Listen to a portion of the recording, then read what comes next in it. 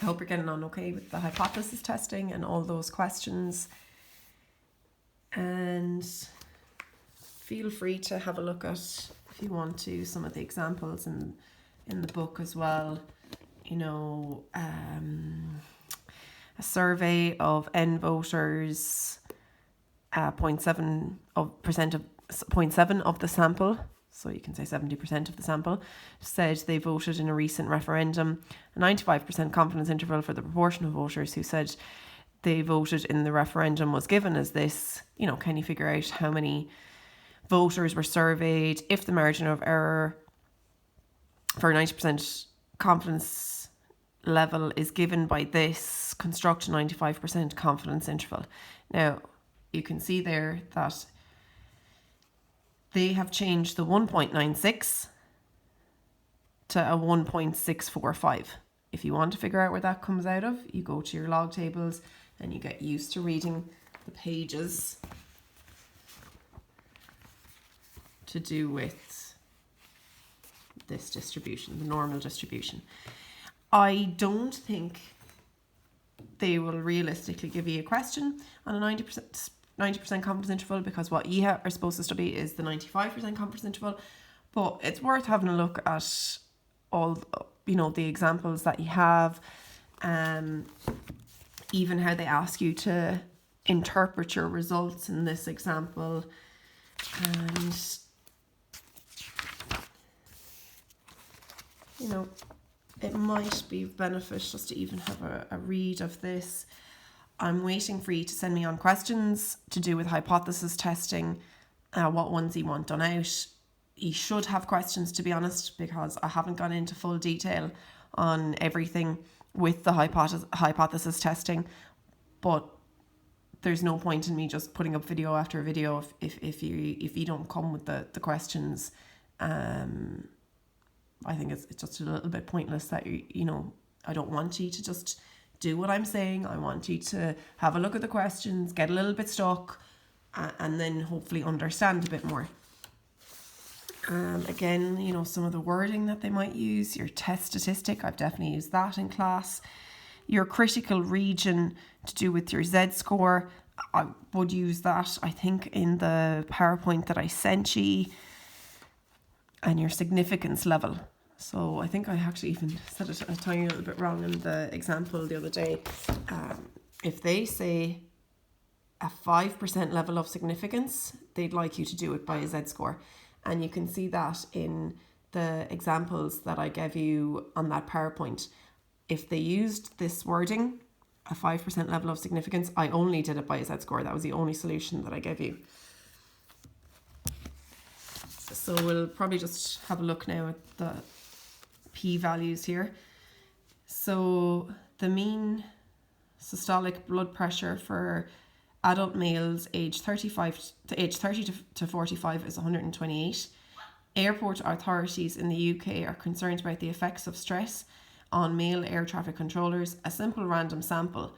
So now we are doing either, it's my inferential statistics. So we're either doing a confidence interval, because they're talking about a sample and you know, information to do with a sample, or a hypothesis test, so that'll be a Z-score of a sample, or a p-value if they ask for it. Sorry. Okay, so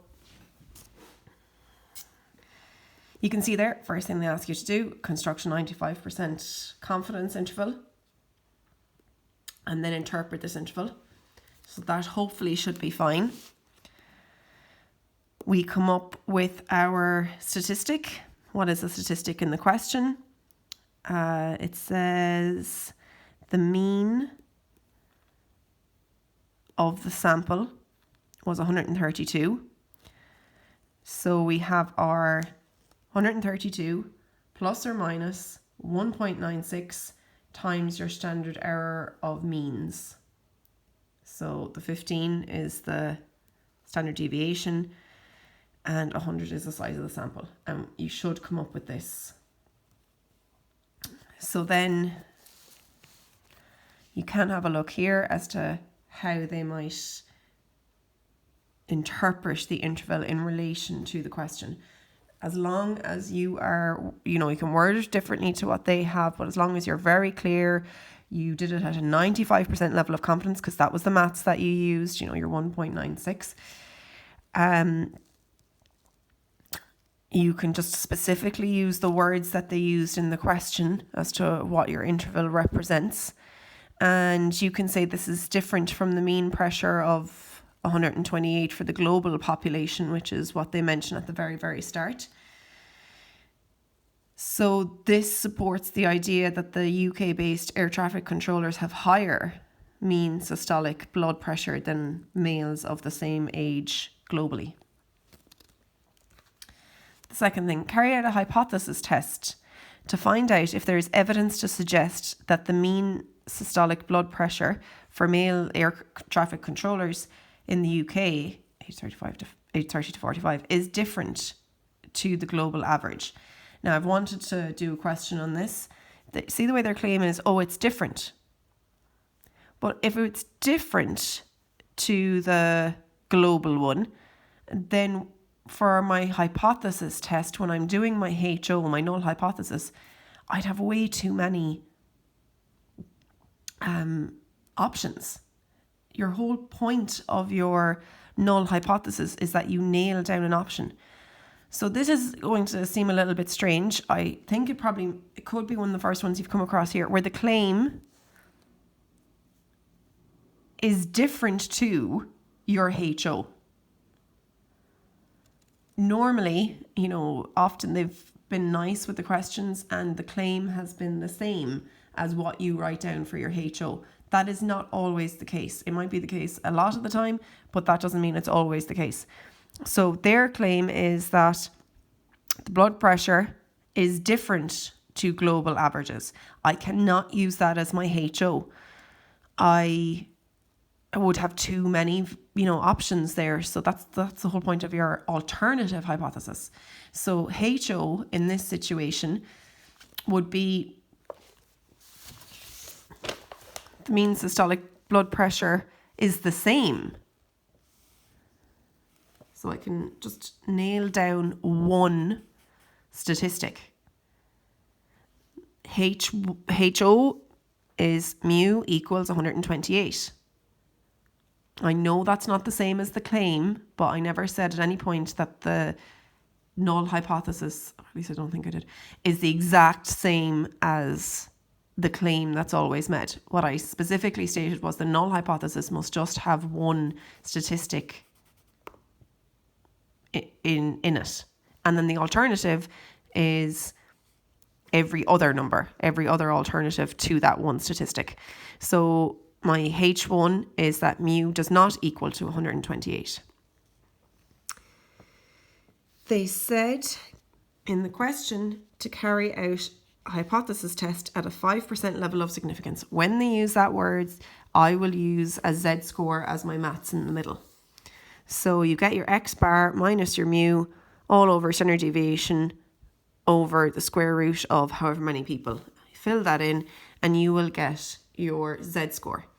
No one in the country understands what a Z-score is. So you have to be able to go to your log tables, look at your Z-score and interpret what it means. So your 1.96 and your minus 1.96 is what's called your, it's your interval, and outside it is your critical region. Where if it doesn't fall within this 95%, here between your 1.96 and your minus 1.96, we say that the chances of it happening are just too small. Like we're using a 95% confidence interval. So if it falls within the 5% either side of that, then we're saying no, we don't agree. As 2.67 is in this critical region, which means it's not within my interval, between 1.96 and minus 1.96, in between my 95%, we reject the null hypothesis. So we're rejecting that mu is 128, which means we're not rejecting their claim because mu is like my null hypothesis HO it was the opposite of their claim. So I'm going to just explain that fully here with the way they say it. As 2.7 is in the critical region at the 5% level of significance, we reject the null hypothesis and conclude that the mean systolic blood pressure for air traffic controllers is different to the global average for males aged 30 to 45. So you must go into a bit more detail there. You're rejecting the null hypothesis, which means that we conclude, and so on, in this situation. The third part of this is a p-value. And I haven't looked at a p-value, and I was saying to you, I wouldn't do a p-value unless they specifically ask. And the reason that I wouldn't do a p-value unless they specifically ask is because in order to calculate a p-value, you have to calculate a z-score anyway. So you can tell from the z-score that we reject the null hypothesis in this situation. So I don't need to go on to do a p-value unless they make me in the question. So when I'm doing a hypothesis test, I will either do it by a confidence interval if I can, then I will do it by a z-score if it suits me better, I prefer it, or maybe they use the words at a 5% level of significance. And then I will only do it by a p-value. I will not do it by a p-value unless they absolutely make me do it by a p-value by saying it. Now, in this question, they have said, give a p-value for this hypothesis test and interpret the p-value. So I want to talk to you now about that and what that even means. So the probability of getting a z-score is greater than 2.67. And that's, you can go to your log tables and you can learn how to use your log tables, figure out what is, this bit out here where 2.67 is your z-score. And so the probability of getting outside the z-score off up here is, I go to my log tables, 2.67, and I get 99.62%. And that's the blank white part here, which means that what's left here is very small. It's 0.38%. Now, they have it in decimal format in your book. I just prefer percentages. As this is a two-tailed test, that just means we're looking at both tails. That's all. We require the probability of Z being greater than 2.67 or less than minus 2.67. So we're just looking at outside or in our critical region, what is the percentage of being out here? So if the Z-score was 1.96, you'd have 2.5 here and 2.5 here. We're looking at a Z-score of 2.67. So 2.67 and then minus 2.67. We're also looking at the little bit down here. That's a terrible example there. I'm going to draw it a bit better. So 2.67 and the minus 2.67. So we're looking at this bit here. We know this is 0.38% from the calculations that we did a minute ago. And we know then obviously that this is also, because it's symmetrical, 0.38%. So that gives me altogether a 0.76% outside of my 2.67 and my minus 2.67 Z-scores. The significance level is 5%. So, and they said that off back there, or a 95% confidence interval, or a 5% level of significance to see our 2.5 and our 2.5 in our critical region. So I can tell already I'm rejecting from my Z-score. But if I go into more detail, look at my 0.38%, see that outside both is 0.38%, which gives me 0.76%. And that is lower than my 5% level of significance. So when you're doing a p-value, if p...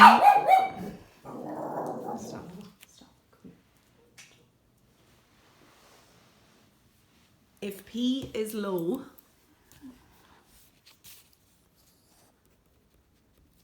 so if p is low, if it's less than 5%, HO must go. So p is low, HO must go. I don't know where I heard that. And I already knew it. I already knew it from my Z-score. That's why I wouldn't even be bothered doing a p-value unless they specifically said to. They did. So that's what I did. I went on and I got my probability of being outside my Z-score and the minus version of that Z-score. And I'm going to interpret it in relation to the question. So as the p-value is less than the significance level of 5%, we reject HO. We knew that anyway. So the mean systolic blood pressure for UK-based male air traffic controllers is significantly different. So it's just, it's the significance level of the 5%. It's certainly lower than that. So that's, if it's above 5%, we say it's significant and we don't reject it. So it's significantly different to the mean pressure for the global population of males aged 30 to 45. And you're often just repeating the words in the question a lot, but you need to do that to show that you actually understand what the question is about. There's no point in being able to calculate a Z-score, being able to use your log tables if you can't actually relate it to real life. And you're seeing an awful lot of that maybe to do with the coronavirus. You know, what is the point in being able to do this maths if you're not actually able to apply it to a real life situation and really understand what's happening, what are the statistics that they're using, and then be able to figure out the information that they're giving you on television and other places. I hope that explains it. I'm assuming I should get still some questions on this, so just fire away as many as you can there and let me know what you think.